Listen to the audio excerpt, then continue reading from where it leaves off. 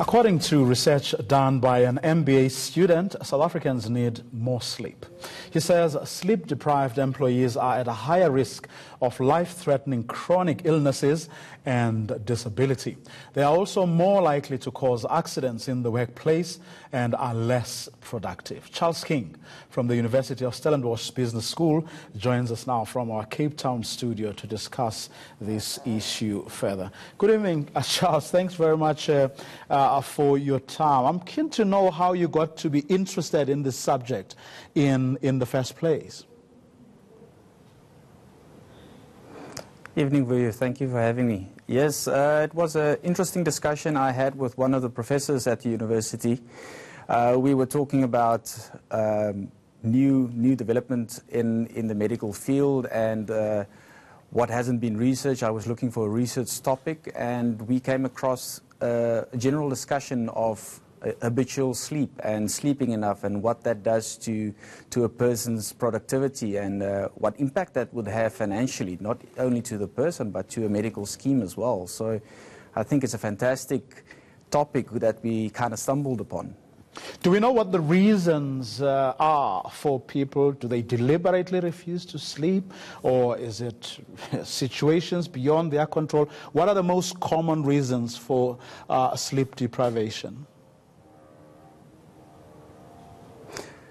Well, yes, it's the modern day society in the end, right? So we are supposed to be always on. We get emails 12 o'clock at evening that you have to answer right now because you got your cell phone or your laptop next to your bed. There's addiction to social media. There's people working shifts, overtimes, and all of these things contribute to people just getting out of the habit of sleeping enough. And we tend to want to perform better, and people think that when you work longer hours and you don't sleep, you work more and you work more productive, but in the end you're actually doing yourself in. Is there something that can be done? There's always something that can be done. So my research has shown that these life-threatening diseases is as a result of not sleeping enough and all the life habits that goes with not sleeping. So companies should, not only the companies but management of companies should employ their employees to have healthier sleeping habits and to work less overtime, and shift time should be rotated more often. You know, so when companies enforce these kind of or promote these kind of habits, this should come across as a healthier habit for your employees as well.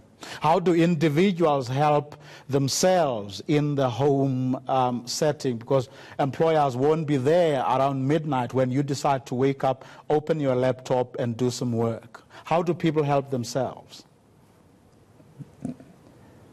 That's the thing. Long gone is the days that you close your office door and you're not working anymore. You work when you're home, you work when you're in bed. So people should refrain from taking their laptops and their work to bed. Don't do social media or watch TV while in bed, and then also rotate your shift hours. You know, talk to your company, talk to your boss, make sure that you get enough sleep on a regular basis.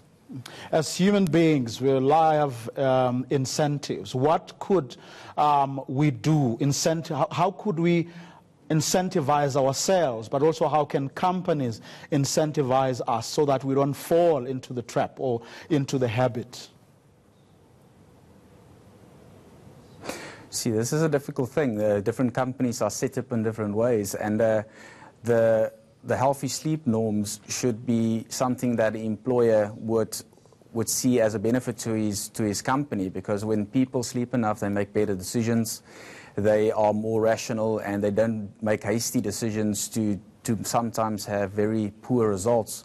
So as a company, I think that they should take a step back and actually look at overtime and not promote overtime, to say that when you work your normal hours, you should do enough work, and you should rather rotate work to fellow employees and have a better disbursement of your workforce, right? So everybody gets enough work done on a daily basis and not have to take work home and actually have to do this in your own personal time.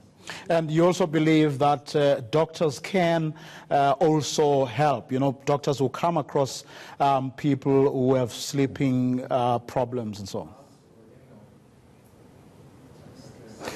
Definitely. Doctors should be aware of this issue of people not sleeping and all the health results that come from that.